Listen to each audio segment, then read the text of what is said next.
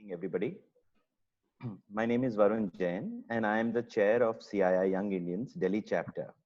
It is an absolute pleasure and an honor to welcome all our eminent speakers and the esteemed members of the audience from all across India.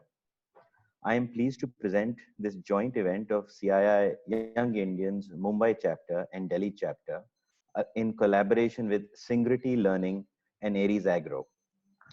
While we talk and address many issues related to COVID-19, current and post-COVID-19 themes, it was thought that a number of topics being discussed today are not being discussed and getting lost in the tremendous level of noise being generated. I would like to especially thank Dr. Rahul Mirchandani and Mr. Vikram Badhwar for really conceptualizing it and leading and putting this event together today. It is really a privilege to host this event. May I now request Mr. Amol Mirchandani, the chair of YI Mumbai, to quickly welcome you all, please. Thank you, Varun. Thank you so much. And indeed, yes, it's a very, very need of the hour topic. We are listening to stories around us where, child abuse and domestic violence is increasing. And I think nothing better than CI and YI to have a platform to get our members to hear about it. I very warmly welcome all our speakers and a big thank you to Vikram and Dr. Rahul. Thank you.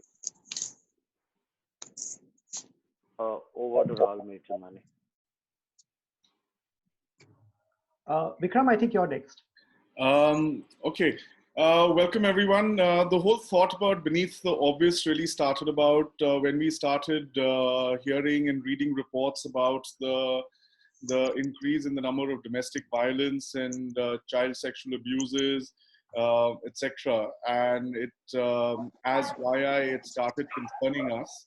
And we started getting concerned about what can be done to address this.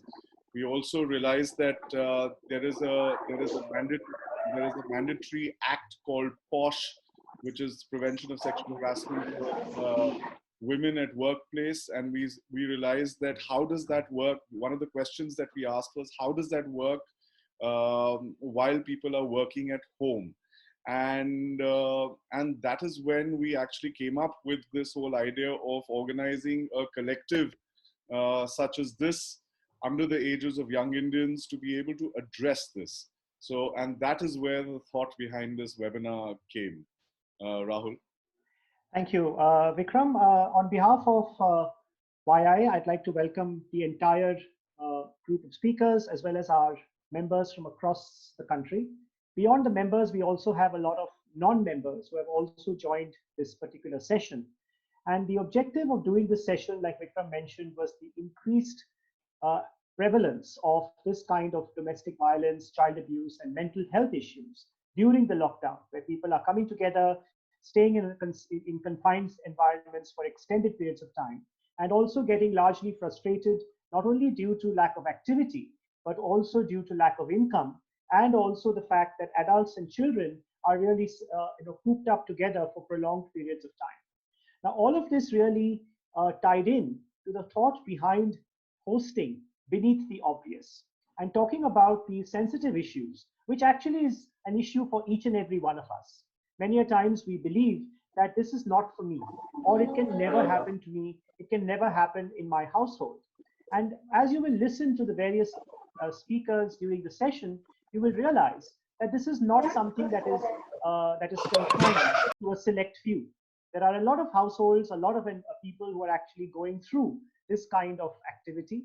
And YI has an entire vertical called Masoom, which actually looks at child abuse prevention in a very large way. And in fact, Masoom has been one of the largest and most successful outreach programs that YI has had in terms of building awareness regarding child abuse, and more importantly, the rights and responsibilities that a person who witnesses child abuse, and also where children can actually go and make report any sort of abuse that is taking place on them. And some of these sessions have been extremely powerful in unearthing the untold kind of misery that our children are going through across the country. So that being the context, I think we decided that this is an opportune time, especially that since the conversations at home have now really changed in the second half of this lockdown. People are getting more angsty, extremely frustrated with the kind of situations that are unfolding behind them.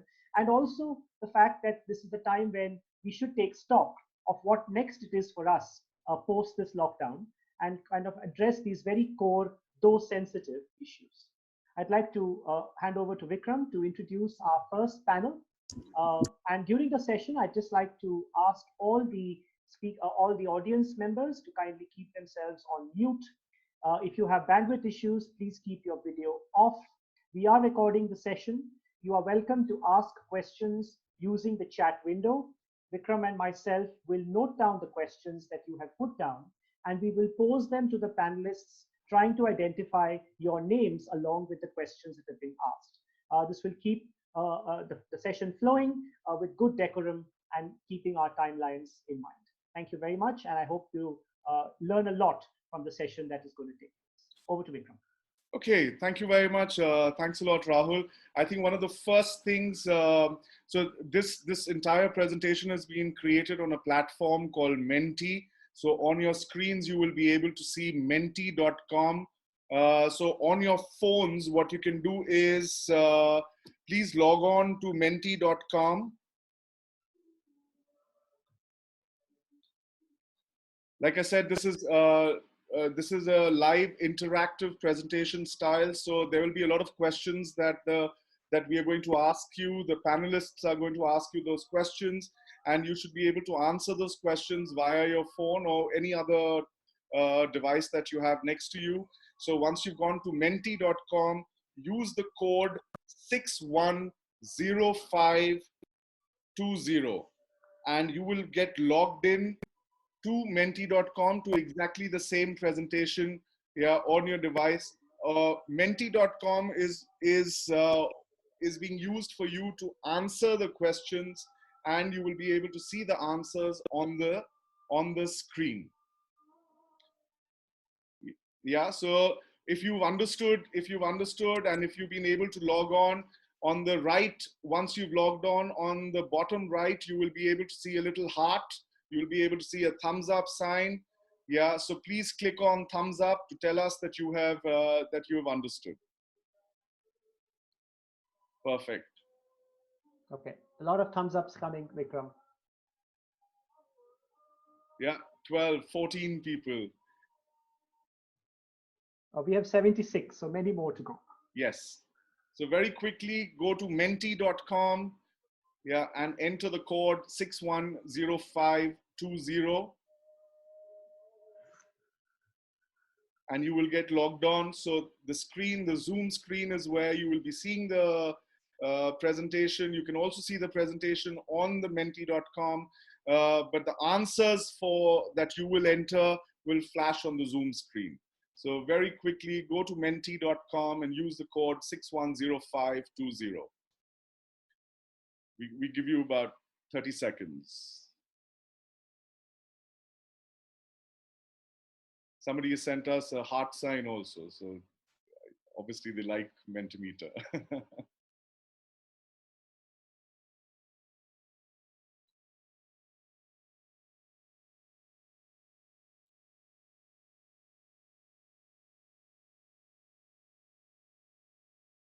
Okay, so we can move on. So one of the aims at YI is to be able to help the to be able to write white papers, to be able to help the government in devising policies. We take a lot of pride in that. We take a lot of pride in getting a whole bunch of people who are who are experts in various fields. So we want to collect some information from all of you. Please understand this information is anonymous. Nowhere is your name going to come in. So please enter your age bracket, please.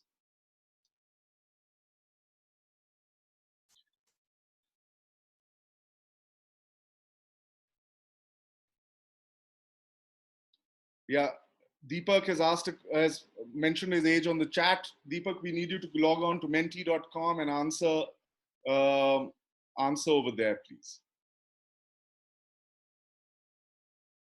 We're still waiting for a few more responses.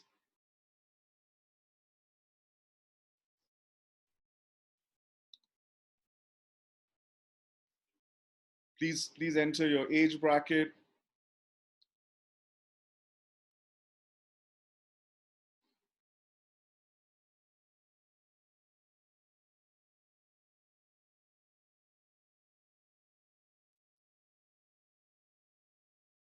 Preeti, the same thing for you.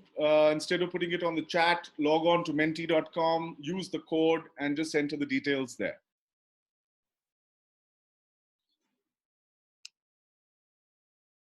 We have 83 people who have logged into Zoom. We only have 44 people who have answered the question. Shekhar, Durgapal, request you to kindly enter it on the presentation. Thank you very much.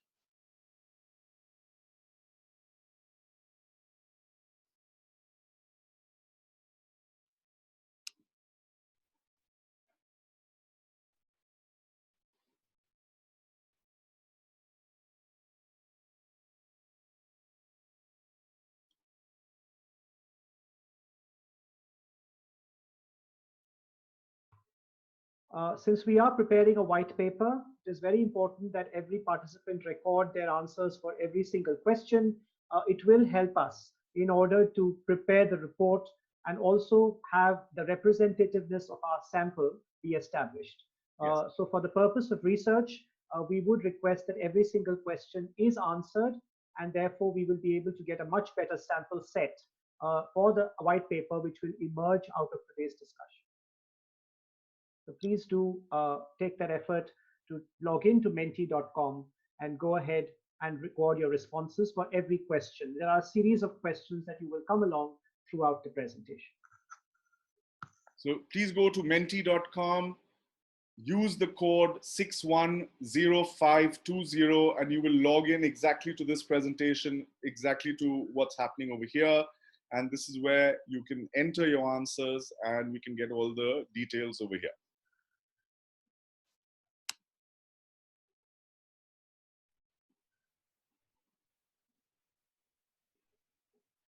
We give another 30 seconds and then we can move on. We have another question and we have more questions after that. Vaidehi, please do put in your response on the menti.com. Ditto for Prashant. Everyone who's sending the ages on chat, please log on to menti.com and use the code 610520 to enter your answers there.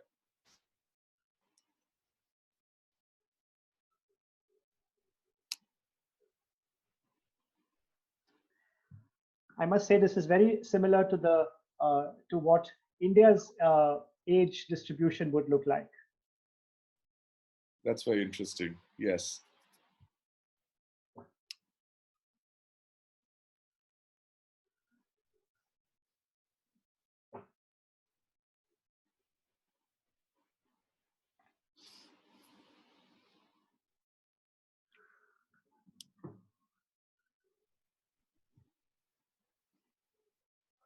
"59 people have answered.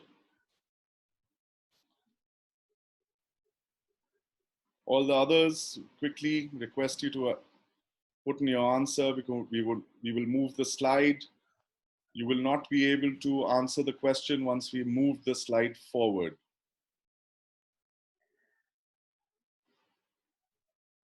Come at 60, I think we can. Okay, so we have another question for you. Just want to record your gender. So please, very quickly.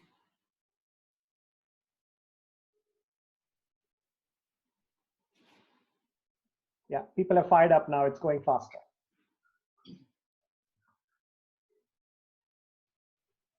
Perhaps.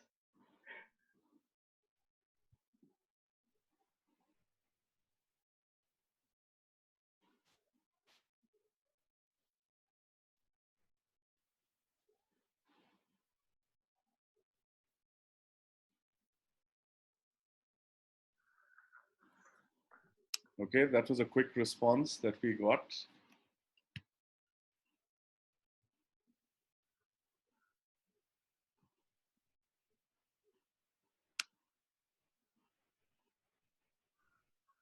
A lot of people are writing in the chat. Please, all the questions need to be answered on menti.com and not on the chat. So Sandhya, Vikram Singh, Akshay, Komal, Rukmani, please go to menti.com, type in the code 610520 and you're logged in.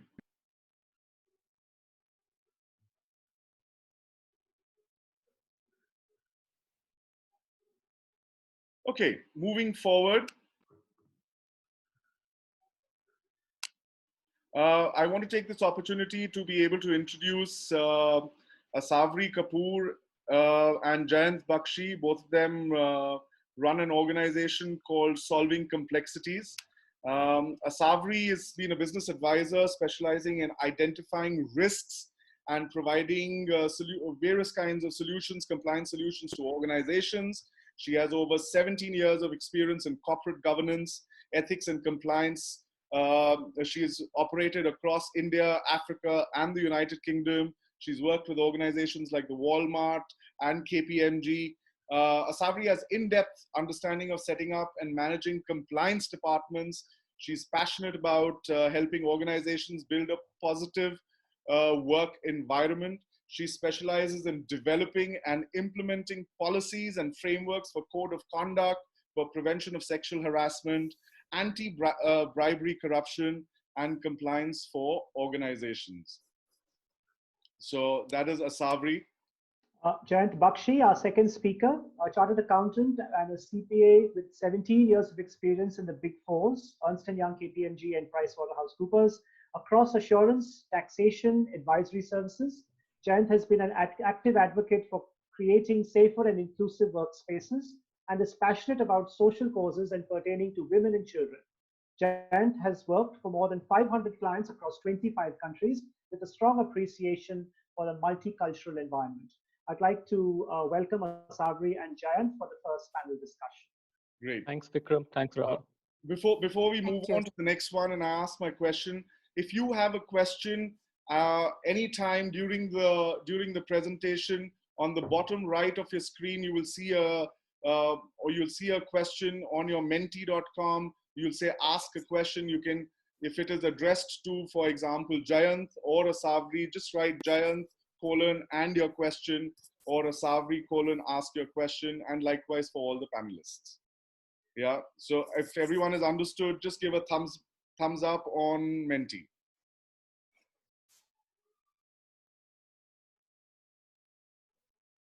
Brilliant, brilliant, brilliant.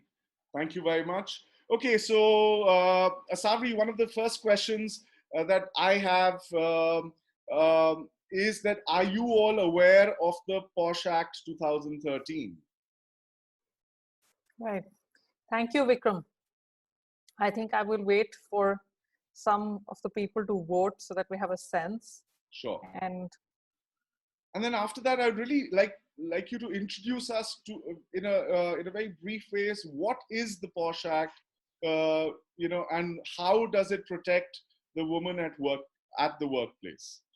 Sure. Thank you. So, Vikram, POSH is actually nothing but an acronym for Prevention of Sexual Harassment. The legal name of the act in India is actually the Sexual Harassment of Women at the Workplace, which is Prevention, Prohibition and Redressal Act 2013. This is commonly referred to as the POSH Act and is read along with the POSH rules. And you can see it on the slide that just come up on the screen. This act extends to the whole of India, and it came into being in December 2013. The POSH Act in India provides protection only to women in cases of sexual harassment. This act is not gender neutral. Therefore, the safeguards under the POSH Act are not applicable to men or any other gender. Now, let's also understand what is sexual harassment under this act. Vipin, we can move to the next slide. In layman terms, or very simply put, if I have to explain it, harassing someone in a sexual way is sexual harassment. It is something that is unwelcome, unsolicited, bothersome, creates negativity in a working environment, workplace, etc.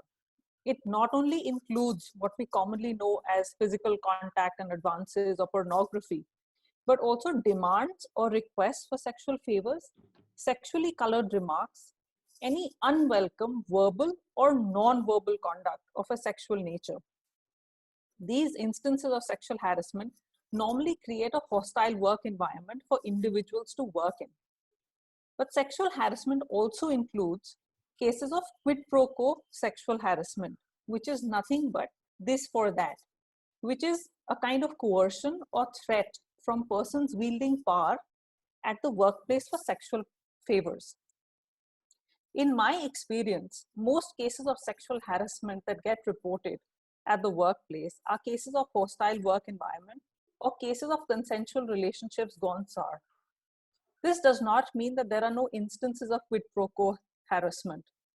Cases of quid pro quo, when reported, are severe, and women who report these cases need constant support and encouragement, not only from the organization, but also from family and friends. Now, having said that, I would love to understand from the audience if they have experienced sexual harassment in any form. Women can put the question up on Menti. I think it'll be great if the audience can actually provide their answers to this question. We must repeat that the responses are anonymous, so please feel free to respond as you feel. They are not going to be aligned to anyone individually. So just while everyone is entering their answers, there's some people on the chat who are asking, please go to menti.com and use the code 610520 to log in to the presentation. Yeah.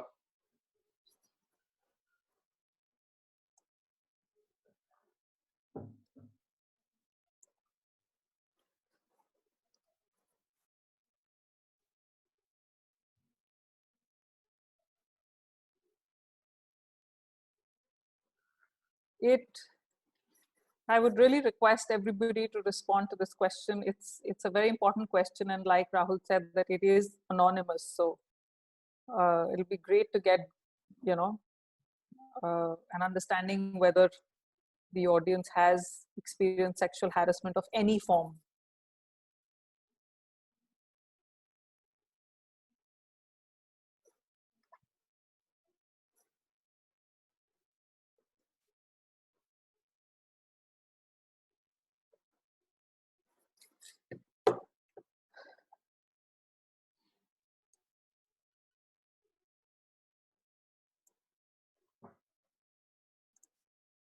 This question does put everyone in the spot. It's a tough question. We really appreciate the fact that you're sharing. Like Rahul said, this data is anonymous. This is this is being used to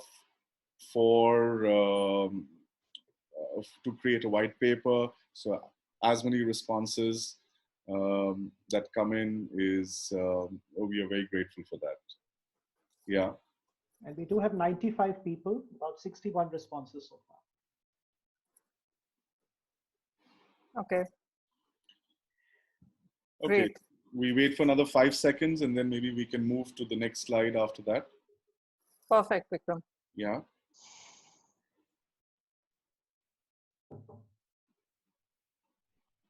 Great. So this question is basically to help us get clarity on who all can complain under the POSH Act. So why doesn't everybody keep polling? And I will continue to talk about who is an aggrieved woman in maybe the next, I give 20 seconds or something, let everybody poll and then we'll continue.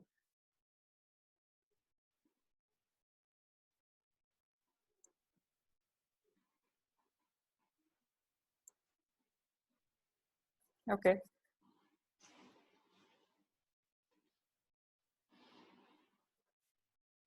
Right.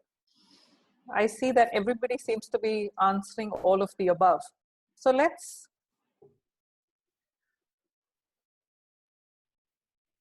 just give everyone another 20 seconds and Sure, Vikram.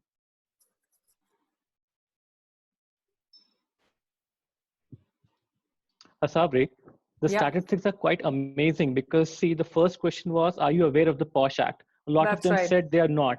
Yeah. And yet the common understanding seems to be Yeah. that all of them could be an aggrieved It could person. be an aggrieved woman. Yeah, I noticed that, Jain.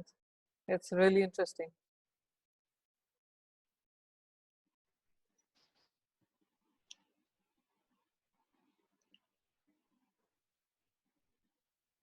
okay, so what we know for sure is that we have 64 people who are here in the presentation, and there are 33 people who have switched on the presentation and they have gone somewhere. So,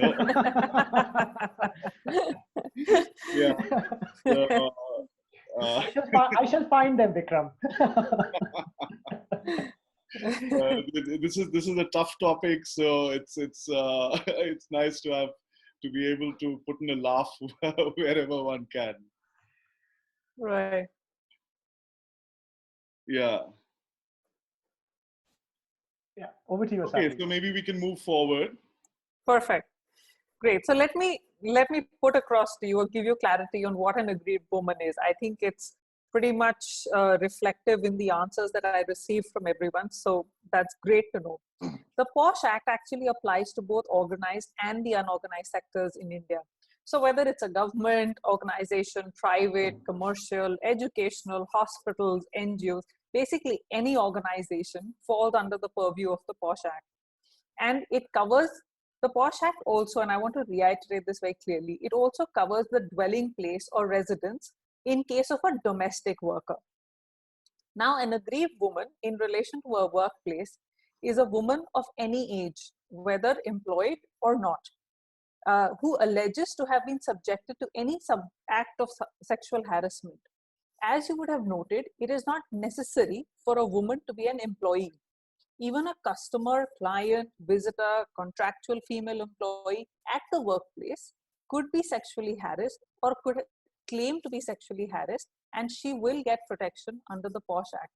I hope that provides clarity on what, like an overview of what the POSH Act is and who all can actually complain and get protection under that. Vikram, it's now back to you. Yes, I think one of the questions that I would want to ask Jayant is that how does the POSH Act really, with COVID-19, how does the POSH Act come into play? Is it relevant to work at home? Is it extendable to that? Because a lot of people are working from home now, and yeah, so how does POSH function there? Sure. Thanks, Vikram. So let me answer this question in two parts. First, workplace, and second, timelines. The two things that I see getting affected. Now, first, let's discuss the current situation most of us are in, which is working from home. So there are a lot of questions around applicability of the POSH Act in work from home situations. As you know, Vikram, the POSH Act stipulates that for a woman to claim protection under this act, the alleged incident of sexual harassment should have taken place at the workplace. On your screens now is the definition of workplace as per the POSH Act. So typically any office, warehouse, godown, company guest house, offsites, these would all be covered under the definition of a workplace. Also, you would see that the definition extends far beyond an office premises. And indeed, it applies to the cyber world as well. Actually, it always did. And thus, to that extent, there is no change in the applicability of the POSH Act regarding working from home from pre-COVID times to now. In the past also, office groups made on Facebook, WhatsApp, depending on situation and circumstances, were considered to be workplace. As you see on your screen now, so most of us are working from home, possibly using any of these technologies for communicating with our co-workers. In our opinion, these two shall be considered as an extension of your workplace. Thus, when communicating with your colleagues, please do maintain the same dignity and decorum as you do in your office environment. To quickly wrap the first part of my answer, Any sexually colored remark or comment made, whether through an email, SMS, chat, audio, video, text, or any other electronic device by whatever name called, shall fall under the purview of the POSH Act. Coming to timelines. The POSH Act mandates that IC, the internal committee which carries out the investigation, to abide by certain timelines related to the inquiry process. Some of these timelines are mentioned on your slide. The question being frequently asked is that on account of the lockdown, how should one conduct POSH-related investigations now? The timelines may get breached if we wait for the lockdown to end. Now, Vikram, there can be two choices in this situation. One, defer the investigation and possibly be non-compliant under the POSH Act qua the timelines. So the IC may wish to take a plea that considering the nationwide lockdown, they were not in a position to conduct such investigations. Hence, at least for the period of the lockdown, the timelines should be deemed to be extended. Now, whether or not the authorities under POSH would consider this argument favorably would only be seen in time to come. The second option, Vikram, could be that the IC may still carry on the investigations using video conferencing facilities, such as, say, a WebEx or a Zoom. The POSH Act, you would note, is silent on this aspect. It only till now considers face-to-face physical meetings. So if the employers go ahead and use video conferencing facilities, they can always argue that such VC facilities were used to safeguard compliance with the POSH laws, even during the lockdown. The idea being to ensure that the matter is not kept in abeyance and action is taken. And lastly, the fact that, using this VC facility did this not cause any injury to the rights of either parties. I will actually just add here that even the Honorable Supreme Court has allowed the use of VC facilities to ensure that the process of seeking justice is not obviated. Also, the Ministry of Corporate Affairs, MCA, has shown some leniency in conducting board meetings through VC. So we at Solving Complexities are suggesting to our clients to conduct the investigations via VC instead of putting matters on hold. Okay. I think another important question at this juncture is, what are the roles and responsibilities of an employer? Asavri, would you like to share your thoughts on this? Jain, I think that's a great question. I think everyone would know that employers play a very, very significant role in ensuring the organization has the right culture and takes compliance as a part of their daily work instead of something to do because of the fear of a penalty or a punishment or something like that. Each and every employer needs to set the right tone from the top and also ensure that that tone is also reflected by the middle management. Such steps actually go a very long way in setting the right culture through the length and breadth of an organization. But from a POSH Act perspective, let me talk about some key to-dos. The first one being that all employees should actually be aware about the organization's policy, and the policy should be displayed at conspicuous places in the workplace. Next being employee awareness.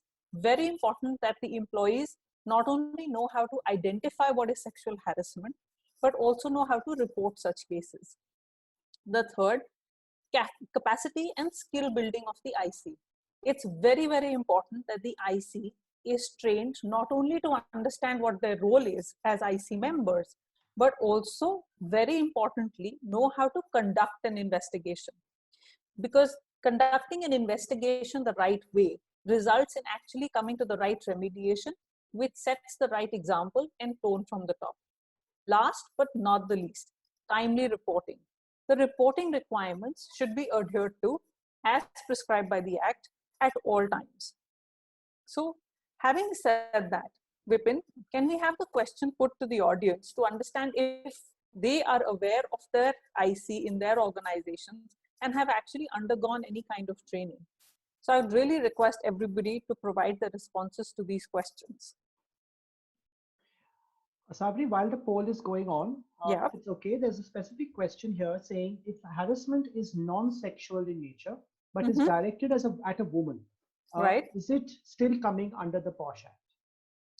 So if it is non-sexual in nature, it should be taken up, they should actually report it to the HR or if they have a whistleblower helpline, they should actually report it on that, and it should ideally fall under the code of conduct of the company, and it should be investigated or looked into accordingly.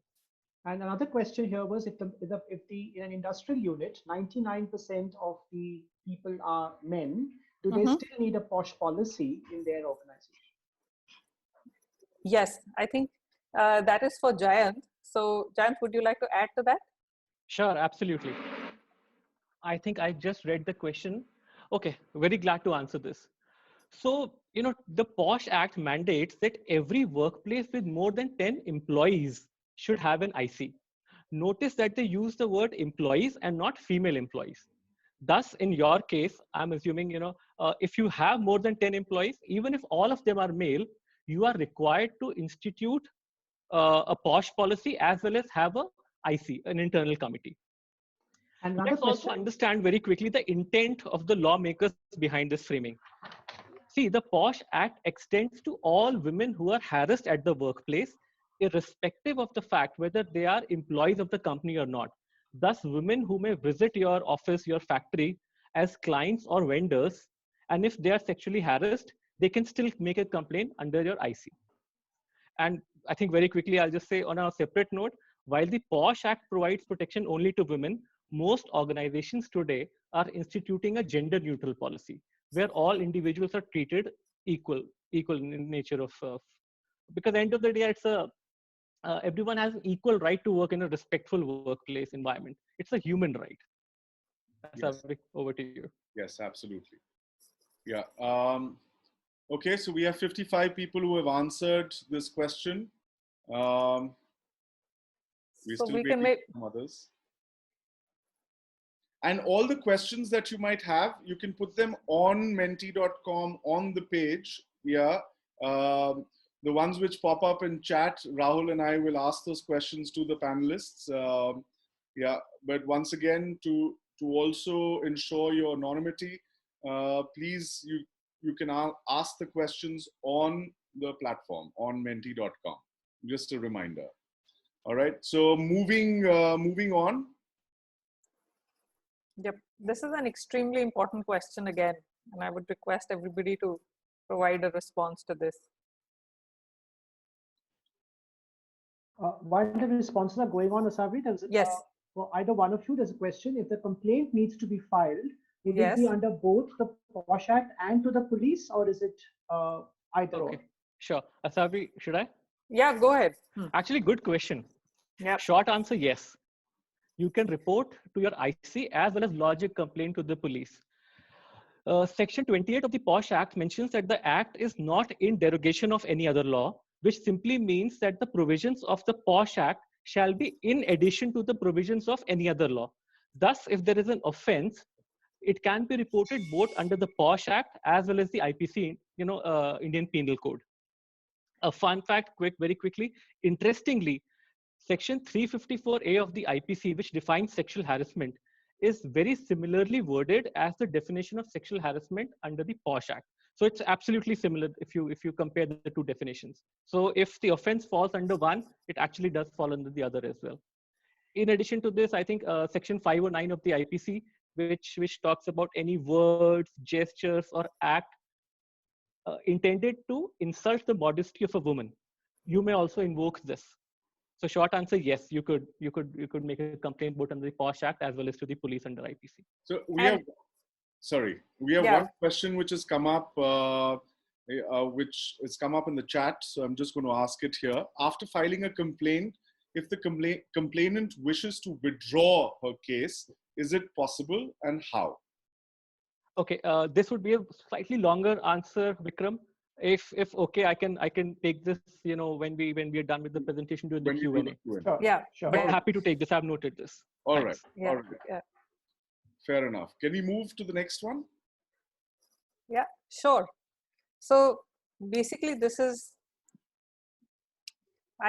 this is a question that I posed to Jayanth, was that what should one do if one faces an instance of inappropriate behavior while working from home? Okay. I would like to reiterate this, that the same rules of professional etiquette and decency apply irrespective of whether a meeting is in a physical space or in a virtual medium. So the three-pronged answer to that would be, my suggestion would be, one, do not ignore it. Don't tell yourself that the harassment never really happened.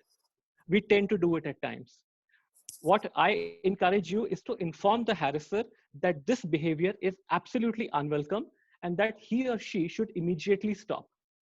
Second, report the incident. Tell the internal committee, the IC, exactly what happened as soon as possible. And thirdly, do not accept the behavior. Do not tolerate harassment, even if it seems that others around you are tolerating it. I think lastly, I would just like to say that the occurrence of sexual harassment can be reduced with the help of each of you. And it takes all genders to create and sustain a healthy and productive workplace. Over to you, Vikram. Thank you very much, Jayant and Asavri. I think this has been very, very informative for us. This is very important for people who are working at home. Please understand your rights. Please know your rights. It's very, very important for all of you to understand. And like Jayant and like this slide says, please, there should be zero tolerance. Please report it and do not accept any form of sexual harassment, come what may. So on that note, thank you so much, Jayant, and thank you so much, Asavri, for sharing very briefly an insight into the POSH Act. Rahul? Thank you very much. We will be taking further questions as we move through the presentation. Our next speaker is Sanjukta Parasar.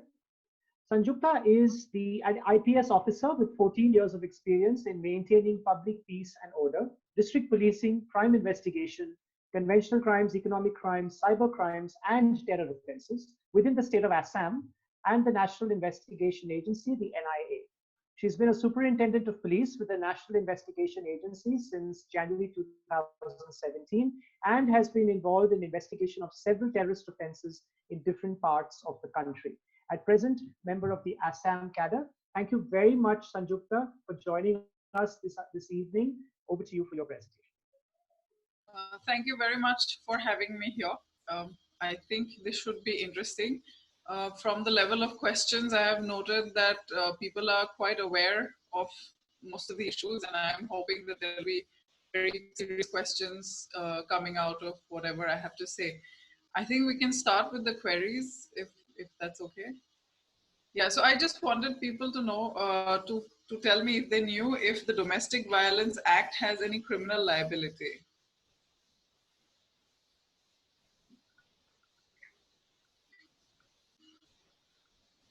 Quickly log on to menti.com, use the code 610520, and please answer the question.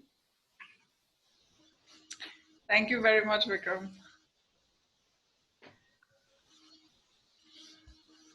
Just for those who have just joined us, we've segued from to the next topic, from POSH to domestic violence. So therefore, we have segued into the next topic. So please do answer these questions. They are anonymous.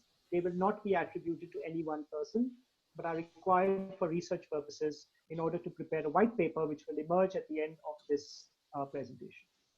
Yes. Well, you know, the answers to this slide actually makes it clear for me why a lot of people come to police and they expect us to do something for domestic violence, and they are very disappointed when we don't do. I can see that, you know, right now. They think like the cops don't want to do anything, you know.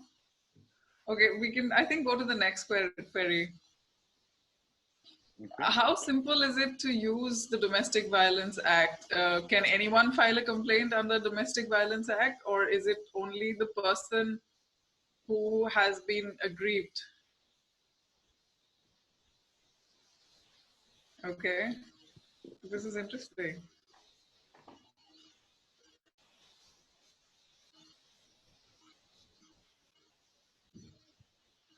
So many more people say that anyone can file a complaint against the domestic violence. Yeah. I mean, that's good. I mean, they're actually on the right track, so that's a good thing. I mean, I shouldn't be giving out the answer right now.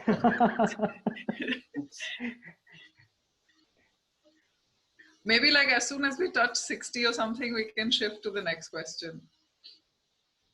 Yeah, we're almost there, just one short. Yeah, I know. I mean, can I answer it? And there goes my white paper.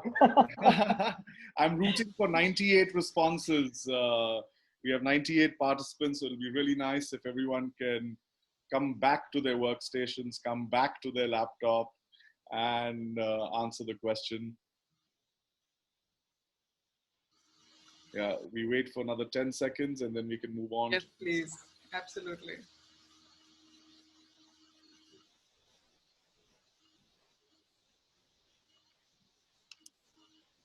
We have 45 questions people have asked on Menti, so it's going to be an interesting Q&A, which is going to happen.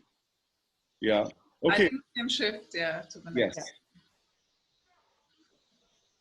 Yeah, so then this is another question which I want to find out and answer. Who do you think has the discretion in the decision making for the Domestic Violence Act?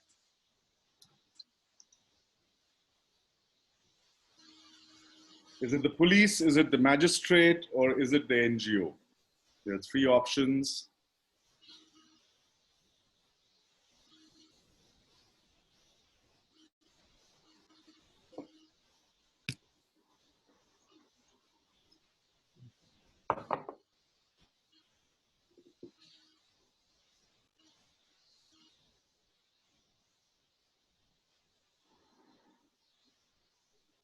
"44 people are saying it's the magistrate, 10 have said the police, now 11.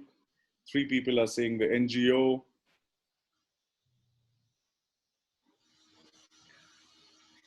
I mean, who gets to decide what is domestic violence? That's like exactly the question, actually.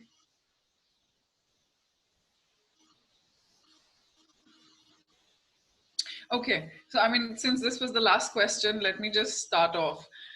Domestic Violence Act per se, there was never any definition of it until 2005. This is kind of strange coming from a country where women have been complaining that they are victims of domestic violence. And this is not just something that people complain in the open forum, but this is something that we see in our popular culture as well. But we have never had a definition before 2005, which is just about 15 years ago. I mean, this is probably one of the strangest things about us. And right now, the definition of domestic violence includes physical violence, sexual violence, verbal violence, emotional and economic violence as well. So once you have a definition, the definition that we have is so comprehensive and so complicated that it creates problems of its own. Now, this act also presumes that the abused person, that the victim, is a female. And this is another one of those quirks that we have in India, I believe, and this is something I'm hoping will change soon. The Domestic Violence Act has no criminal liability. It's a civil law with multiple layers of mediation. So anybody who thought it was a criminal act, you're all wrong. It's a cumbersome act. And for people to get access to it, it is very difficult. And especially for the poorer sections and the marginalized who do not have a knowledge of this act, and also they have less access to awareness about this act. Mental abuse is very difficult to prove in this Domestic Violence Act. There is a lot of discretion given to the magistrate under this act. Under this act, what the magistrate can do is give out something called a protection order. They can give a residence order. They can give monetary relief. They can give an order for custody of the child, or they can give compensatory orders. Protection orders to begin with would mean that the lady who is supposed to be the victim can be protected. This is the only thing which is closest to a restraining order in India right now. A residence order is that if a lady has access to a particular house, the abuser can be denied access to that particular house or that section of the house or the workplace. Monetary relief, I guess, is clear. Custody, again, is clear. This is relating to the children of the victim. And compensation, again, is sort of financial, but sometimes also in kind. This law includes the live-in relationships as well, which is a welcome and a more progressive step. We can go on next slide. Yeah, so like when it comes to Domestic Violence Act, a lot of people who are victims of domestic abuse come to the police stations and they expect us to help them. But the problem is, this is a civil law. So if the police has to register any case, we can only register it if it is cognizable and non-bailable in nature, because that is the mandate of the police per se. But of course, we do get a little creative. A lot of times, police, what they do is they would register, say, because this abuse, which I have already said would be physical, verbal, sexual, economic in nature, would have certain um, portions which will come under IPC, which would come under, say, assault or grievous injury, or it might come under cheating, or it might come under some section of the law per se, including 354 and 509, which was just talked about before, or even the sections related to sexual assault. So then the police could register that and also add DV Act, like they would just write red with Domestic Violence Act. But then what happens is that it only creates a bigger loophole, you know, like uh, for example, if you have, say, somebody has been sexually assaulted, I mean, that's a clear cut crime, isn't it? I mean, and it's very obvious, it's very clear under IPC. But if the police officials also add Domestic Violence Act, it allows for the lawyer of the perpetrator to later on in the, I think we'll go back to the last slide. It allows for the lawyers of the perpetrator to kind of uh, talk about this in the court and try and remove the criminal aspect and make it into a civil crime. Sexual assault, in my mind, can never be uh, a civil issue. So this is something that we have not been able to answer at all. But for Domestic Violence Act per se, very clearly, after the magistrate gives for protection orders or for residence orders or custody orders, if there is a breach, only then that the police would come in, and the magistrate would request the police to arrest the person, the perpetrator of that particular crime. We can go to the next one. So where does the police step in? We can also step in with helplines, with police and public cooperation, with citizenship assistance schemes, awareness programs in schools, colleges, and self-help groups. Because you see, like I said, this is a law which is essentially for women. So we have to do that only in these forums. We can't really be talking about it in forum where there aren't too many women. Next slide, please. So I saw a very interesting email. It was actually a petition which was launched by change.org, where the new app which has been launched by the government to trace the COVID-19 cases and so on and so forth. Yes. Yeah, so somebody's actually put up a petition over there on Arogya Setu. If because a lot of people who are going through domestic violence, they're not even able to get out, or their movements are being controlled. So they're requesting for a tab to be put on Arogya Setu to say that if you're experiencing any kind of domestic violence, to just press a tab and then the whole process starts. Okay.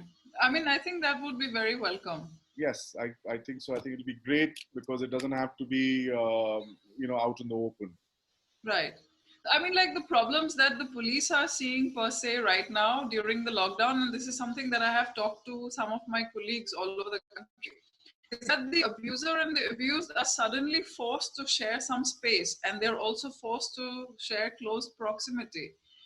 No one can go out. I mean, earlier, if both people were stuck in one house, somebody would just walk out, for example, to get pan, like how some of our participants have gone out already, isn't it? But right now, I mean, just making fun out of this. But but right now, the abuser and the abused are stuck in a particular place, and they can't get out. This abuse right now is physical, mental, and sexual per se. There is little recourse to redressal right now in this situation, because the max you can do is probably dial 100. And unless it is extremely serious, the police also do not want to take a person into custody because of the prevailing conditions right now. In fact, we are trying to see if we can reduce the pressure on the prison system that we have. And children are also not spared in this, in this violent situation during the lockdown. This is like a huge problem, which I'm sure like the Meghna would be able to address as well. Mamta is going to talk about child abuse after Right. your panel's over. No, I'm not talking about child abuse per se otherwise, but domestic violence where even children are beaten up is also domestic violence, right? Like not just the victim, but her children are also included in the Domestic Violence Act. There are other things which I think the Domestic Violence Act does not talk about, but these are problems which people are facing during the lockdown. There are people who are homosexual who have not come out to their parents, or if they have, their parents are not, or their family members are not accepting of their lifestyle. So these people are also facing problems inside during the lockdown. The other thing which we have noticed is the Stockholm syndrome.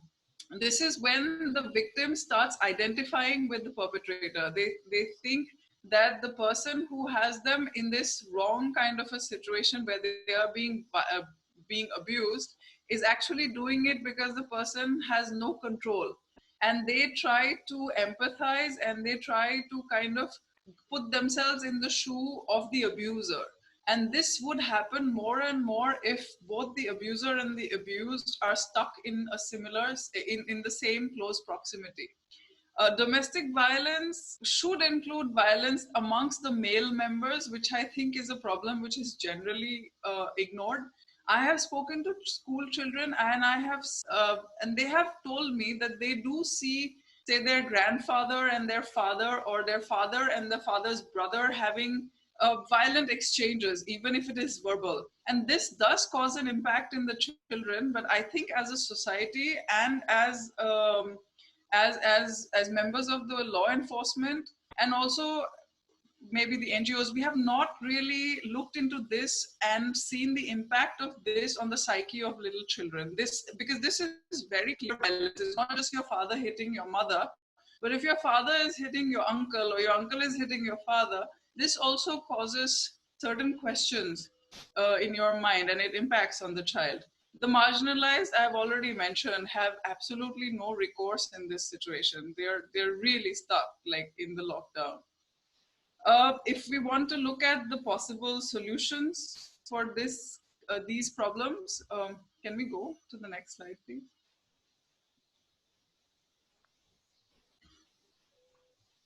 For domestic violence, and also like the current problem which has been posed by this unprecedented lockdown, which I don't think any of us had even imagined that we would see in our lifetimes. We need to have awareness of what is violence and how people can redress this violence which is going on inside their own homes, because ultimately home is your safe space. This is where you want to come home and take a break from the world outside. We also need to be sensitive. And this is not just for the public, but I think also for the police officials and the law enforcement and the judiciary who are involved. The sensitivity is one of those preconditions which cannot be negotiated upon. And the people should also be aware of the action that they can take. For example, for Domestic Violence Act, they should know where they can go, which is their particular court. And since direct access to a court is always difficult, and it is also daunting for most people, it would be the onus would lie on the NGOs and to other social organizations to kind of spread this awareness and to make themselves visible in these communities where this kind of violence is more prevalent. So that is all that I have to say on this topic, I think. Rahul. Thank you, Sanjukta. We had a couple of questions that popped up on the chat window before I go on to the next speaker. Just very quickly, the question here was that why are both the laws that we talked about seem to be directed towards protecting the women? And the question that came in was, why are the laws not made to protect the men? Is it largely due to the social tapestry because they say, is it that, it's the way society is built that they say this can't happen to men? Why are the laws not directed to protect the men? And this is interestingly being asked by one of the women in the group. No, I completely agree. And that's what I had mentioned, right? That the Domestic Violence Act and even the POSH Act, I think, is a little insensitive, and it is also inadequate. Because because I am a mother to a 10-year-old boy. So I have seen the kind of intentions people do have towards young boys. And I have also seen it as a police officer. And I think that's where it is inadequate. We need to include men. I mean, we need to include every vulnerable section. It cannot be gender biased. I mean, this is something that I feel myself very strongly. But having said that, I think when the law was made in 2005, this is, you have to remember, this is before 377 IPC was decriminalized and everything. And I think as a society, probably India and Indian jurisprudence was probably not as open to these kind of ideas. And maybe when we review this after the lockdown, perhaps this is something that we will be able to change. Sure. Thank you so much, Sanjukta. We'll come back to more questions in the larger Q&A Sure. that's happening later. I'd like to introduce Sure. Mamta Sahai. Mamta Sahai is the consultant on child rights, social worker, a member and trainer in ICC committees under the Prevention of Sexual Harassment of Women at the Workplace, works for women empowerment and children under the CSR projects. Currently, she's doing various awareness campaigns for organizations and the Ministry of Social Justice and Environment. Mamta, thank you so much for joining us this evening, and over to you for your presentation.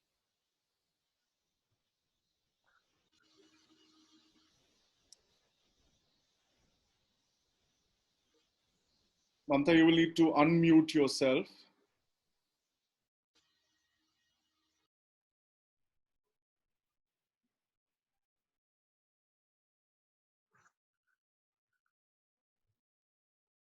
Mamta? One sec, I'm just unmuting you from my side. Yeah, go ahead, please.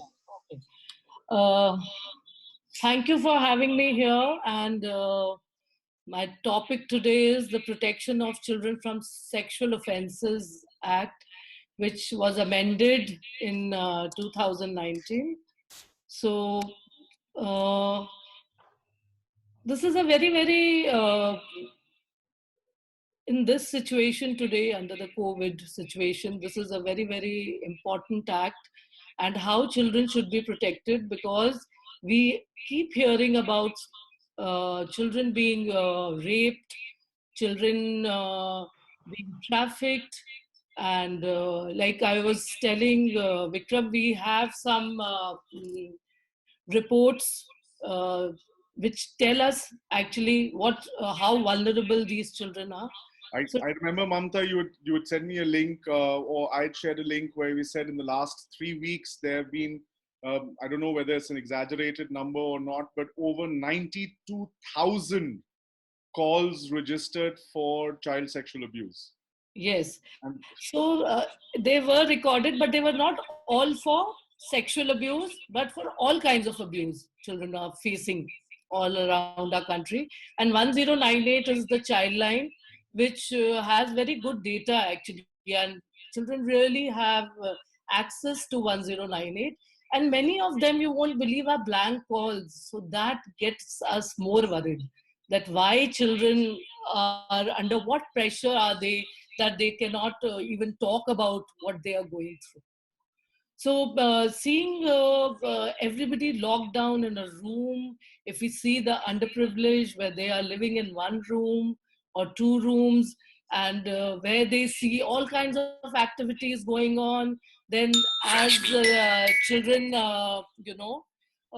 they want to also, there is no one to guide them actually, how to actually, so it is a very vulnerable situation. So the Protection of Children from Sexual Offences Bill is a very, very important act. It is a special act, and many people actually don't even know about it.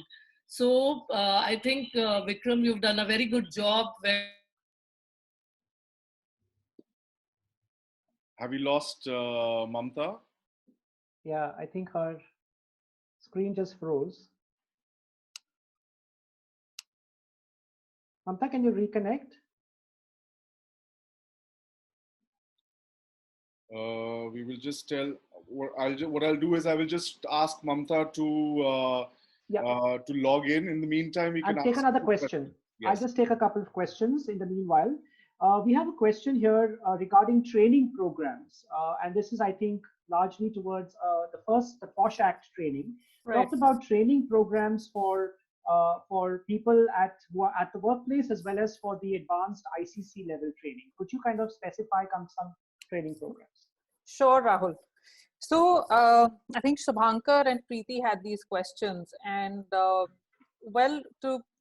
break it into two. One is for the employees. I think for all employees, it's very necessary that the training program includes topics like what is sexual harassment, so that they're able to identify instances of sexual harassment, which is defined as per the Act.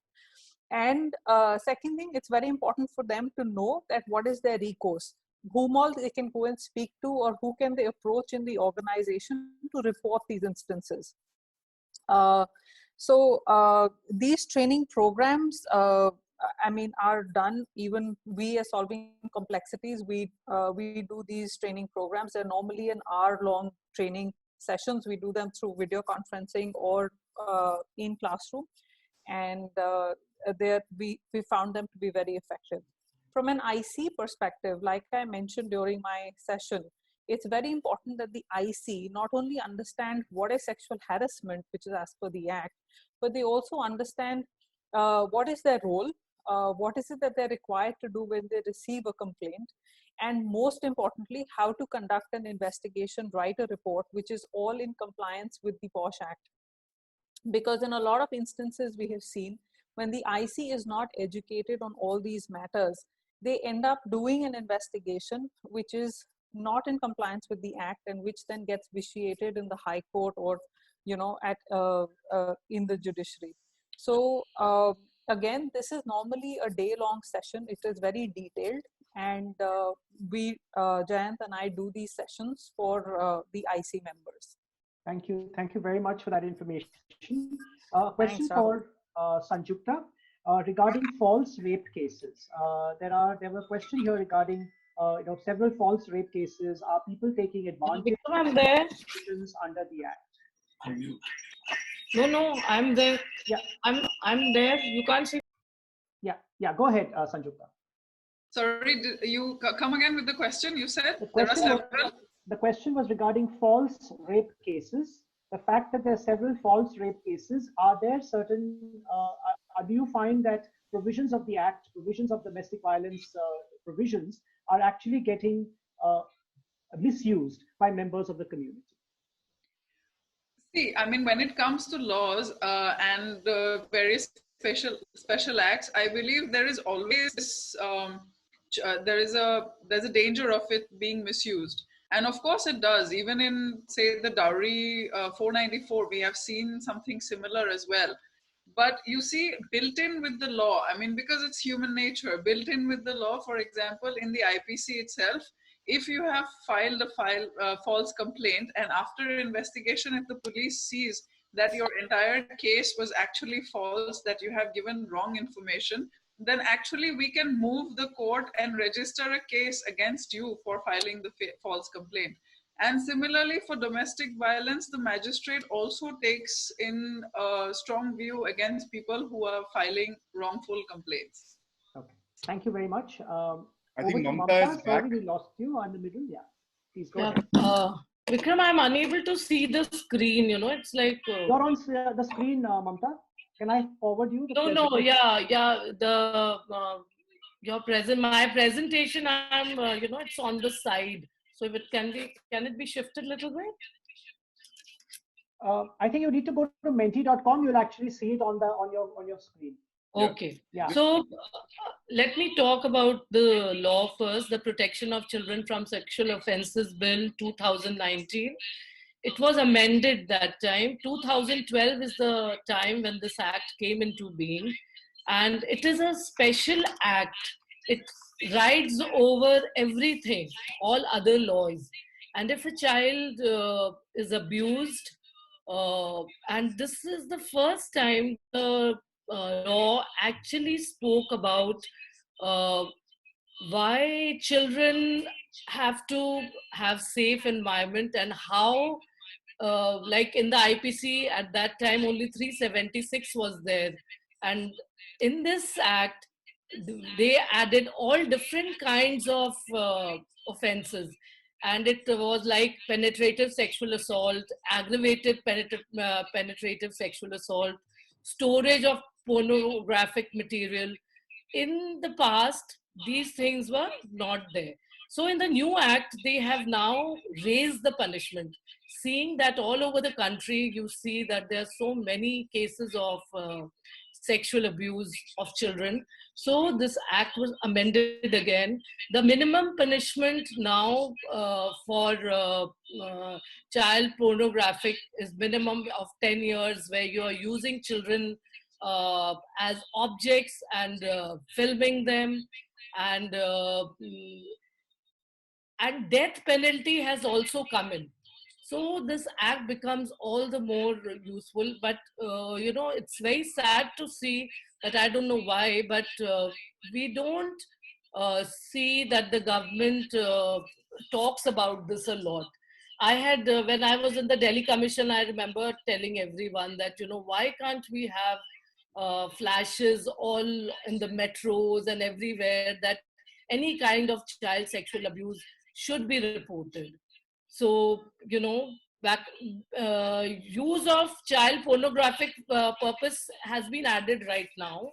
And also, the act is special in a way because it talks about special procedures of recording the complaint, how the child should not be with the perpetrator. In camera proceedings is what we look at. Uh, how a lady police officer from special juvenile police unit should be there to accompany the child if it's a girl child, and how there should be an NGO support person. So and it is also in convergence with the Juvenile Justice Act, which is the protection, or like the protective law for our children in our country. And this law also talks about special courts, because we see that there is a delay in justice when we talk about 376, the cases of rape. So this law actually says that special courts, the sessions courts, have been designated where special courts are not made, and we have special public prosecutors who understand children, who can look into, and another very interesting point is that when children are coming to depose, so these questions are not put by lawyers to them, but by the judge themselves. So, he can be in a position to make them understand. So the salient features, as it's also called mandatory reporting, is a very interesting concept in this law. That if a police person, you go to him and say that, your child has undergone rape, and he's not writing an FIR, then he can be also punished for 6 months. So mandatory reporting is a must of this act. And in fact, if there is child sexual abuse at home, or if there is an incest case at home, or if there is an institution where, children are abused. We have seen recently many cases in Bihar also where, so many children were actually killed because of this. So mandatory reporting also, if somebody fails to, even in schools, in fact, if you fail to report this, then the principal of the school is taken to task, and there is a penal provision for her also.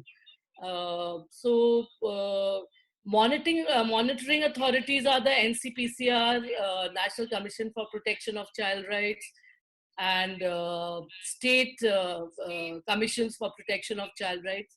And compensation is also a very important part of the law, because it says that children, after being abused, undergo so much trauma, And if they are unable to look after themselves after that, or the families are unable to look after themselves because they need constant counseling, they also need,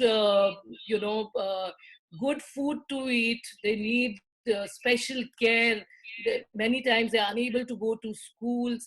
In some cases where the private parts of children have actually been hurt, they need so many multiple surgeries. So, the government has put this compensation in place, and even the National Legal Services Authority gives a good amount. It has a scheme where it gives a good amount of compensation, which can range to maximum of 10 lakhs and minimum of 4 lakhs, basically. Okay, So, great. yeah. Moving on. Yeah. Can you share the next slide? No. Yeah. Okay. So, Vikram, there are certain questions which I wanted to pose to the audience. I wanted to ask a couple of questions from you, Yeah. Mom, if that's all right. Yeah, sure. Is POXO only for female children, or is it gender inclusive? The POXO is a gender neutral act. It talks about male children as well as female. So, Vipin, it's like amazing to see that how many cases of 377 actually happen. Being in the Juvenile Justice Board right now, we see more of 377 than 376 coming in. So I think we really need to look after our little boys also, and not only. So it is a gender neutral act. So that also is a very special provision of this act, unlike the IPC. Yeah. Sure. Thank you.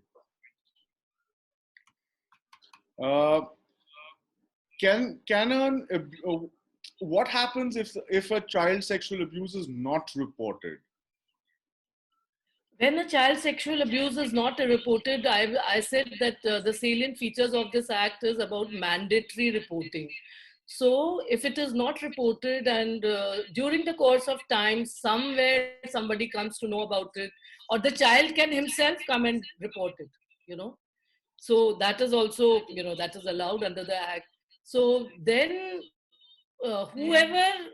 whoever's control the child was has to undergo penal provisions. I have seen that a lot of principals of some very prestigious schools have undergone trial because of this, because they fail to report, they try to cover up the whole thing. And in cases of the police, we know, like I remember when I was in the Delhi Commission, there were very poor people who would come to us and say that we have been going to the police station like 5 times and they have not registered our complaint. So then I would ring up the SHO and ask him that, what is happening, because I have always been working on the ground, and I believe in actually hand holding when it comes to people who really need to, be helped. So then he would say, ma'am, I don't know about it, but don't worry, I'm just registering and sending you the report. So they have to register a report. Yes, they have to register. And I think it is this, what I'm talking about is it was around 2015, I remember. So now the police is very well trained. They also understand this, that they have to write a FIR if a child comes, and they know what are the procedures they have to follow. Sure. Great. Thank you so much, Mamta. Thank you for answering these questions, and there are going to be more questions which come up in the Q&A. So moving forward to our last but not the least panelist is Dr. Megha Hazuria Gore. She has been Megha is a well-known clinical psychologist. She's done a doctorate in clinical psychology from the University of Denver in Colorado, the US. She's been on the panels of various organizations and institutes such as the American Embassy School, the American Embassy, the British High Commission, Syngrity School, the Vasant Valley School. She's done a lot of work for counseling in Afghanistan. And she is going to talk about consolidating mental health, while we are trying to deal with POSH at home, while we are trying to deal with domestic violence, and while we are trying to deal with child sexual abuse. So welcome, big welcome to you, Megha. Yeah. Thank you. Thank you, Vikram, and thank you, I, and everyone here, for everyone who's participating in here today. So what I'm going to be talking about today is going to be, some of it may be like a repeat and a review of things that you would have heard about in terms of paying attention to mental health, issues around mental health awareness especially during times of high stress, such as the current pandemic that we are finding ourselves in. I will also highlight some specific aspects, psychosocial aspects, which are facing families, and focusing a little bit more on relationships, as we have been talking about with the other panelists have mentioned, and also highlighting some key features that children and teenagers can exhibit, so that we can be more aware as we see these reactions and understand what they may be going through. And then, of course, there's a discussion that will follow, but I would encourage all of you, as I'm talking, or even as thoughts come to you as you've been doing, please keep putting down your questions, and I look forward to addressing them as we go along. Sure. So I think we will start with a question. And I'm going to talk as you think about this question in terms of, are you experiencing any of the following symptoms? And when we talk about these symptoms, I'd like you to think about them in a wider context, like moodiness and anxiety. Now, this is more around emotional symptoms, right? So it could be maybe some irritability or some agitation, some feeling a little overwhelmed at times, maybe a little loneliness, periods or waves of sadness with the isolation and the social distancing that's happening, maybe a general sense of unhappiness.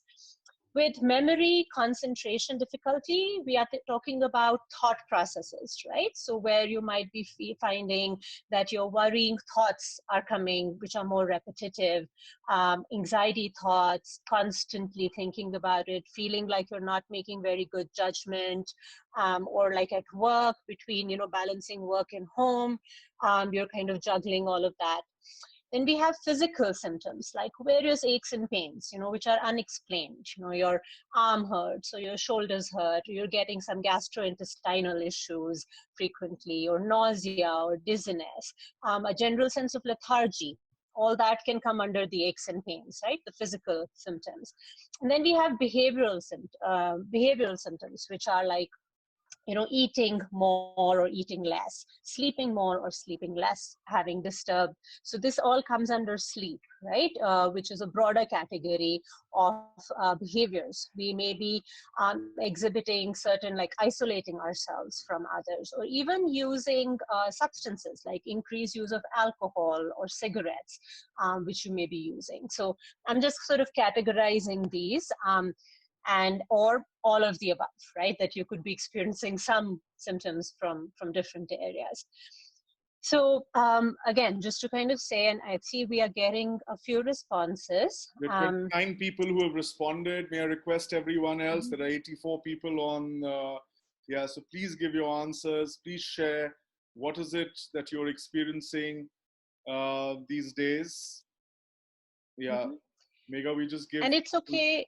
Yeah, it's okay to be along a continuum, right? It doesn't mean that they have to be extremely intense, but that you experience them as you're dealing with a high stress situation, frankly, because it is a change right now. This pandemic is certainly not something that any one of us is prepared for in any such way, neither, in our lifetime, nor probably in anyone else that we know, their lifetime. So we don't have anything to fall back upon, right, in terms of history, to know how we should respond or what we should do to cope. So yeah, so I again, just to kind of use these as broad areas of emotional, cognitive, physical, and behavioral, different areas that you may be experiencing. Sure. So we Okay. just give people another 10 seconds to answer the questions. Yeah. Sure. Please, may I request everyone to please participate in this. Please answer the questions. Yeah, go to menti.com, use the code 610520, and please answer the questions. Yeah, because the more we know, the more we will be able to share. Sure. And as you are thinking about this, I'm just going to keep talking because I think this is a really important aspect, which is of self-awareness, right? One of the most important things in self-care as we deal with stress is to understand how we respond to stress, is to really be self-aware of how our mind, how our body, how do they react when we are confronted by a threatening situation. And a stressful situation. And stress is a mind-body reaction. So there is, just as when we talk about coping, it'll be both mind and body. Stress reactions are also mind and body. So just keep that in mind as you think about this for yourself, that these are your warning signals, right? A lot of our mind and body are telling us what we are going through. Okay, so we can move on to the next slide. Yeah. Yes. So, okay, so we have the teen and children coming up first. So just as you did the self-awareness for yourself, and I recognized how you go through different experiences, it is the same with children and teenagers who are around us with us, right? And it's really important to understand that they could be going through the exact same things as we as adults are. So it's just that it comes out slightly differently for them. And one of the ways that I want us to be aware of is typically with children and teenagers, there is an increased irritability. This is one of the key signs that we see with children and teenagers is increased irritability, and also sometimes behavioral signs like acting out, like there could be tantrums or there could be isolation, they withdraw. So these are some things that really highlight that the child or the teen is going through something difficult. It's important, just as it is with each other, communication plays a key role in coping with any kind of stress. So talking to them, making sure that we don't give in to the infodemic that is going around in terms of how much exposure that we have to the news, and making sure that we answer all questions in a very simple but factual way. So it's important to keep your answers short and to simply state the facts as they are. Be a role model. So as you cope with stress, your children, people around you also emulate you. We have a concept called mirroring of neurons in psychology, which is that if you are feeling stressed, assume that those around you are also feeling a little bit of that stress. And similarly, if they are feeling stressed, others are feeling stressed, assume that you may be experiencing a little bit of stress yourself too, even though you may not recognize it. So this is really important, especially where children are concerned, because they certainly mirror us, both in our positive and in the challenges that we go through. We can move to the next slide. In fact, Megha, there's a research by, he's actually a parapsychologist, and his name is Dr. Rupert Sheldrake, who's based out of the UK. And he actually came up with something called the law of morphogenetic fields, which is which resonates exactly with what you were saying, that if you were, long story short, it basically means that energy is contagious. Right. So, if one person is feeling the stress, other people will also feel the stress at the same place. Absolutely. Yeah. Absolutely. Sorry, we have another question for everyone. Please, please answer the question. What is under your control?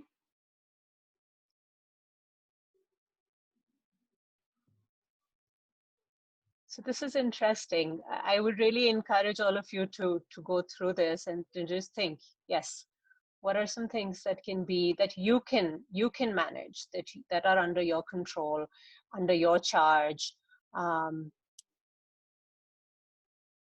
Wonderful. Yes. So yeah, that's a That's lot of great. interesting. Yeah. That's wonderful. We'd And love to this have, is really critical in coping. This, how we perceive this thought, what is in my control? When our mind asks us that, is really critical in terms of how we cope with stress and high stress situations. And I want to say something about this after the next question. Okay. Those are great. Those are great answers. Okay. We can go to the next one, you think? Yeah. Yeah. Okay. That's an interesting one. Yeah. So what is not under your control?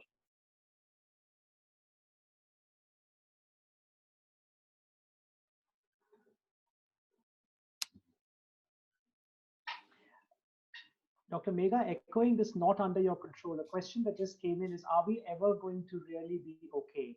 I think that kind of echoes what is being asked here, what is not really under your control. Are we ever going Yes. to really be okay?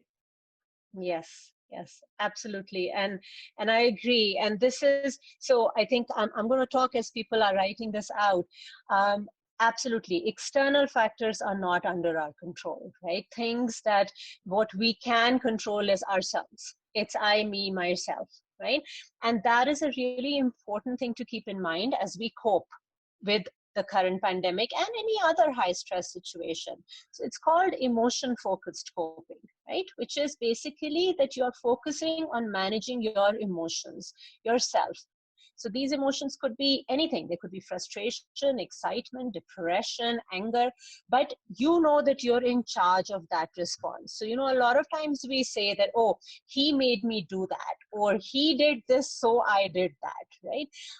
And while that may seem so, at the end of the day, if we're able to turn inward, if we're able to look inward and say, look, yes, the external factors are happening around me, but what is in my control? So for example, in the pandemic, initial stages, there was a lot of panic and fear with the lockdown happening, a lot of hoarding, a lot of people worried that, I'm going to be locked in my house. What am I going to do? I won't have enough supplies. And to be able to just take a step back from that thought process, give yourself a little bit of time to think, right? And to change that narrative into, I'm going to be in my home safe. I'm going to be with my loved ones.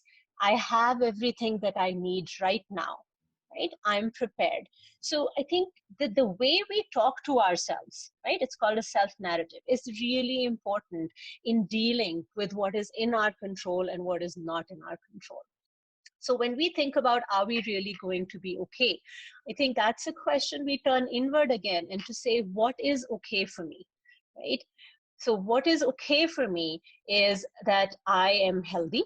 What is okay for me is I am with my loved ones. What is okay for me that I am doing what I can to take care of the space that I am in, my thoughts, my body, right? So like many of you shared, exercising is in my control, diet is in my control, right?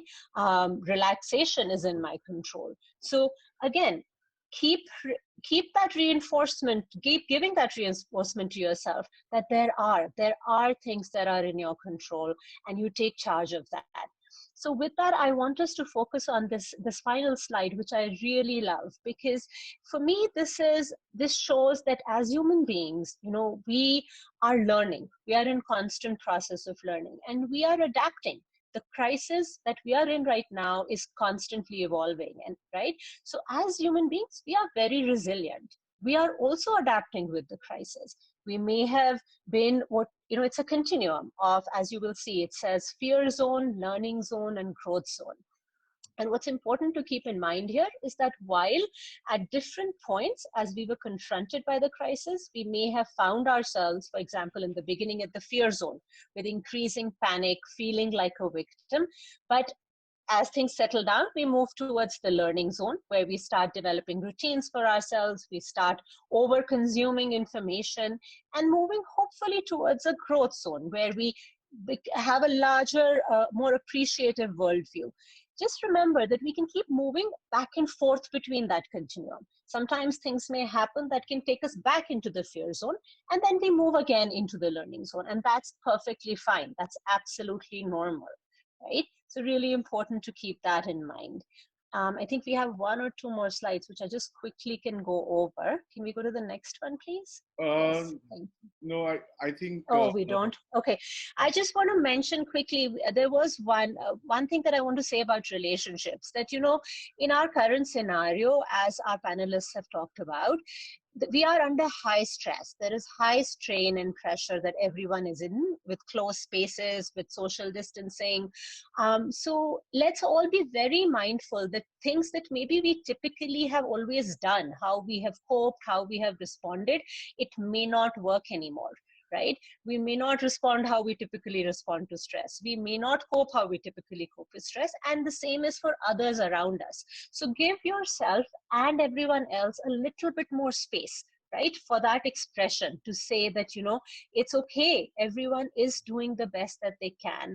And use that for your self-care, to be aware and mindful as you go through relationships, as you deal with strain in relationships, and to move between healthy to strained to sometimes, if you find yourself in an abusive situation, to really be able to step back from that and take care of yourself. And I'd be happy to answer any specific questions. I know we are also sort of running with time, so any specific questions around that. Thank you so much. Thank you so much, Megha. That was fantastic. Rahul. Well, thank you very much for all your presentations. In fact, I think we covered a fair amount of a good arc of learning. We'd like to go straight to questions now. We have a lot of questions which have come up on Mentimeter. And what we will do is we will try and sort of have each of them addressed by one panelist, and then we can move on to closing just before our closing time of 7 o'clock. So we have, in all case, okay. So here it is. What about verbal abuse? I think that what proof needs to be given about verbal abuse, and is there any loophole that people can exploit? So I'm assuming this would be Sanjukta. Would you be able to answer regarding verbal abuse, and what proof can be given in case of any verbal abuse? Well, when it comes to verbal abuse, when it comes under Domestic Violence Act or even any of these acts which are like special only for protection of women, the court kind of assumes that what the woman is saying is true. Of course, that leads to the other problem that the male person in this, the abuser, has no recourse. That of course is there. But more than that, I think verbal abuse is always very difficult to prove. You are lucky if you have had some witness. You are lucky if the abused person itself is willing to come back and report verbatim the whole. Even usually see a lot of abused women change their statements. So that is another issue that we have. But verbal abuse is one of those loopholes, where it is really difficult to prove. Okay, thank you. Can I have the next question, please? Can you just put on the next question, Vipin? I have a question here in the meanwhile, while Vipin's putting it on. It is regarding contract workers. Do contract workers need to get trained under the POSH Act? Because these are not under permanent roles. Savri? Yes, the short answer is that yes, contract workers would also need to be trained under the POSH Act, and they should be trained by the company in which where they're actually contractually employed. So that company should actually be training them on the POSH policy. I'm keeping it short because I know we're running out of time. Sure, thank you, and I'd appreciate that so I can get as many questions as possible. Thank you. Next question, please. A question here to Savri. Is there any legal act that covers the other genders? I think Sanjukta and I think Mamta kind of covered that. Well, the POSH Act I can talk about, it does not cover all the genders, but like we reiterated earlier, most companies have a gender neutral policy on prevention of sexual harassment, and which is, I think, a great step in the positive direction. Thank you. It's a question for Jain. Vipin, I can't see the end of the question. Can you just yeah, can a complaint be made under, I think this has already been answered about the POSH Act and the police. Yes. I think this was answered that we need to do it under both the, under both. Yes. That was absolutely. So why? Can we move to the next question, please? How do domestic workers report such abuse? Oh, they typically go to something called an LC or a local committee. So, sorry, Asabi, I just jumped in. You want to? No, go for it. Go for it. Okay. So in an office, you have something called an internal committee, but at your home, at your house, there is no internal committee, and hence your domestic worker has a right to approach the LC or a local committee. It's a very similar body like an IC in a workplace. Okay, thank you very much, Jain. I have a question here regarding conciliation. Is there a provision apart from going to court? Is there an arbitration conciliation provision under these various acts? Well, I'll quickly cover the POSH Act. There is a conciliation provision. So before an investigation actually starts, both the parties can sit together and do conciliation, but only at the option or only at the request of the aggrieved individual, the aggrieved woman. I'll let others speak for the other acts. Okay, thank you. There's a question here for Mamta. Now that children spend most of the time on the internet, is there any act of spreading awareness of cybercrime, sexual or otherwise?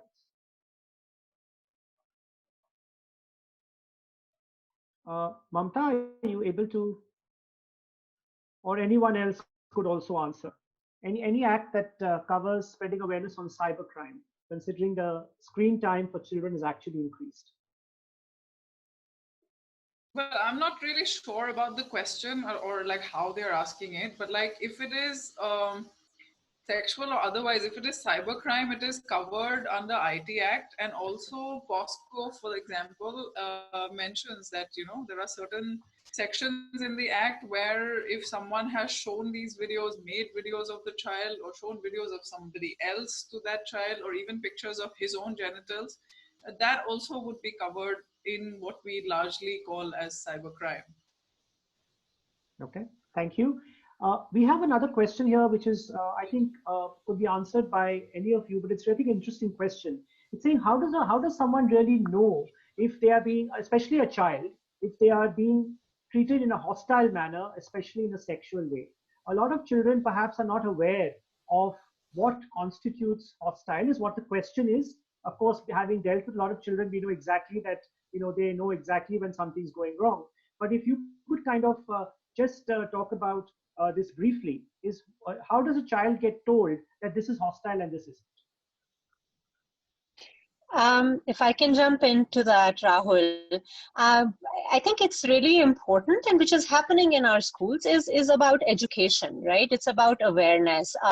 And really, that is the key thing here, is that we cannot shy away from educating, from making our children aware of you know, things that are important for their safety. So it's about their body, about their privacy, about what is right or wrong, and this starts at a really early age, from primary school onwards. So I think many of our schools are doing a wonderful job in that, and I think as parents or even as caretakers of children, we need to make sure that we can support that.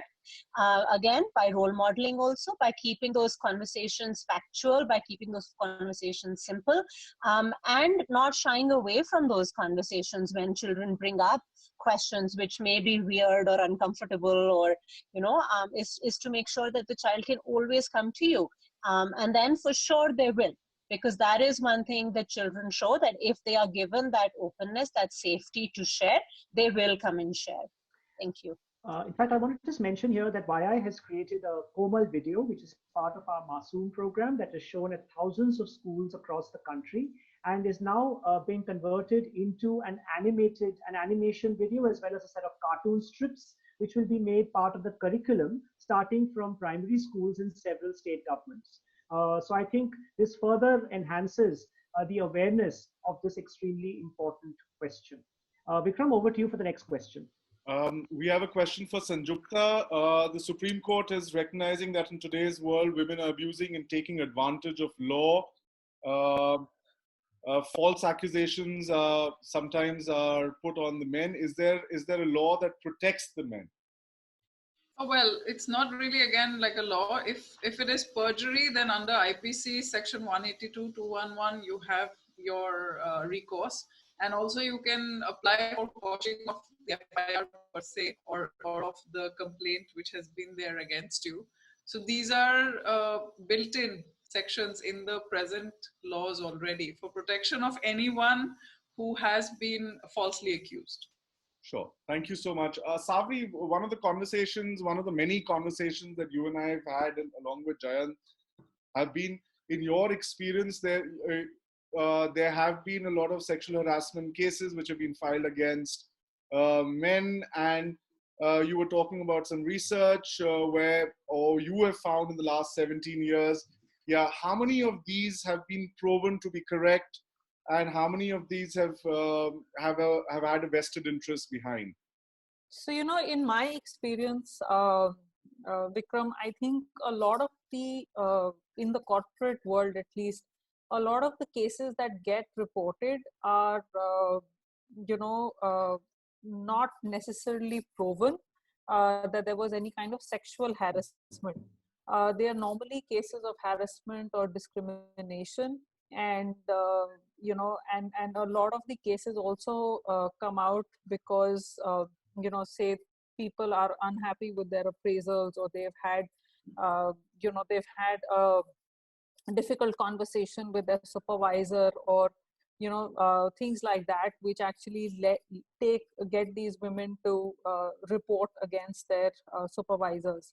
But having said that, I mean, we do receive cases which are proven, and those cases are, when you hear them, they're extremely severe, and you do realize that sexual harassment does exist at the workplace, and it is something that needs to be taken very seriously.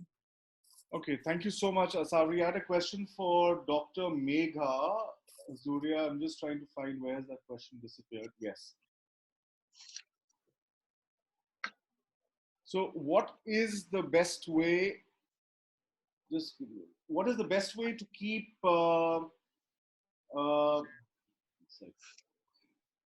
happened. I can see the question, Vikram. That's fine. What is the best way to keep cyberbullying out of a child's life in today's tech-savvy world? Yes. Yeah, that's a very relevant point, and especially in today's tech-savvy world, and also in the current pandemic where everything is online, right? We are living a virtual world reality right now. Again, a couple of things. One is increasing your child's awareness. So really having frank, open discussions, going with them through what are the different kind of things they could be confronted with, to your own awareness. As a parent, I'm a parent of 2 boys, and I find myself actually at a disadvantage with technology where they are concerned. They seem to know a lot more than I do. So I think part of it is my learning to make sure that I am also aware of what is happening in the virtual world. There are, I know there are apps, there are ways that we can find the history of where the child has been, looking at the different things, and also put in parental controls, right, in terms of what kind of sites that they can visit. So definitely, I think that is the key here, is educating your child and educating yourself. And also, again, like I said earlier, please keep the conversations open, no blaming, no, I mean, you have to allow them, especially teenagers, you have to allow them space to come to you. Otherwise, you will shut them out, and it will become really hard to navigate this, the communication. So that's where I would Oh, sort of go with this. Thank Vikram, you. I would want to just add to it that, Google also has a way of what children can actually see. We have met Google many times on this, and, they have an app, they have something inside there where you can actually go and lock certain things. And besides that, I would like to tell you that there was a recent case where one child, one teenager, passed on a nude picture of one of his friends to another friend, and that was somehow put on Facebook, and you won't believe it took us 2 years to get it down. So these things have to be reported, and our children, we as parents, as guardians, have to be very particular about uh, telling our children, the downside of internet. It is not like we have to monitor it. We cannot just let them, just because they are children, just because they are teenagers and they want to learn so much. So it has to be somewhere, we need to control it. Sure. Thank you, Mamta. There's the last question for today is actually directed to you. Are schools making children aware of the POXO Act? Yes, schools are making children aware of the POXO Act, and even personally, I have given trainings to many principals of schools in Delhi, because, and since I go to NIPSID also for training, and they are making children, but I think, there is a lot we can do, much more we can do, like, when we FM, why can't we have an FM program every week to talk about some child sexual abuse, or children actually coming out and telling us and asking us, we can't blame children actually also, because they have so many questions, but there are very few people who actually want to answer them in this busy world. Parents are very busy either, so schools are making children aware of good touch, bad touch. I remember going to a nursery school, for that. So schools are doing their bit, but I think the government needs to do much more now. Sure, sure. And by and hopefully this white paper that we end up writing via YI might be able to move a few boats, Yes, Rahul. absolutely. I'm looking forward to that. Well, thank you very much to all our speakers and the audience for their amazing set of questions. I think we've had a very interesting 2 hours together in terms of understanding what each one of us has misconceptions about, and also what we want to solve in terms of the problem. So beneath the obvious today has been a very, very interesting experience for everyone who joined, I'm sure. We looked at 4 aspects of our current circumstances, and our current circumstances are by no means conventional under any circumstances. We've kind of become, these unprecedented times, and in these times we have looked at the POSH Act, which is kind of getting a different dimension with work from home. We're looking at domestic violence. We have also looked at child abuse and mental health.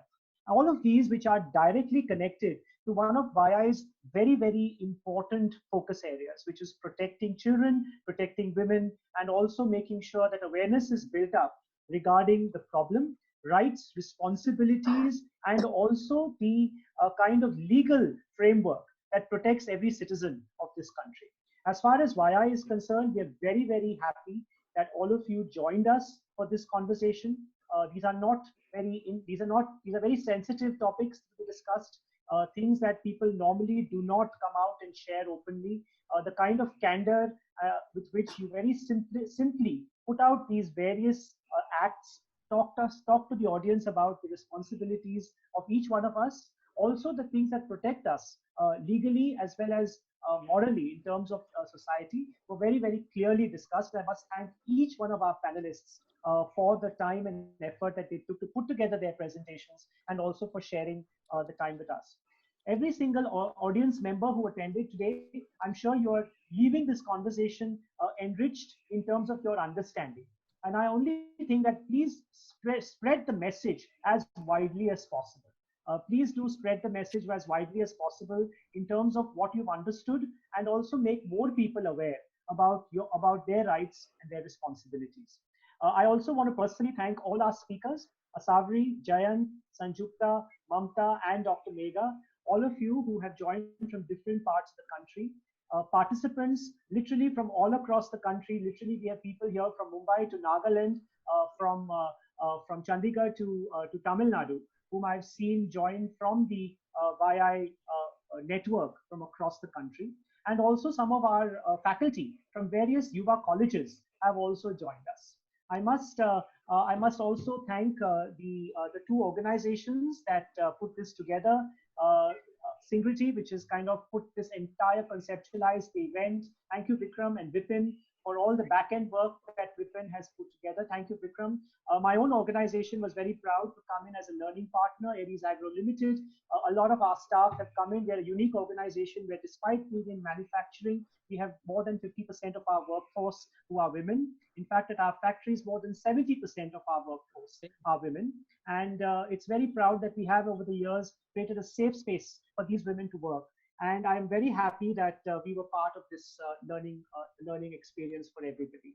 I thank you, YI Mumbai and YI Delhi, for putting together this webinar, sharing it across all platforms, and making sure that everyone joins the conversation and has an interesting time this evening. Thank you, everyone, for joining. Be safe, please be healthy. I know a lot of you are putting a lot of extra hours, especially those in the police force, emergency services, for keeping all of us safe and healthy during this unprecedented time. I must thank each one of you for joining us, taking the time. And like I said earlier, please spread the message about whatever you've heard today. The more awareness we build, the more action will happen on the ground, and to protect us and to protect our children. Thank you very much, and good evening and good night. Thank you. Thank you very much. Thank you.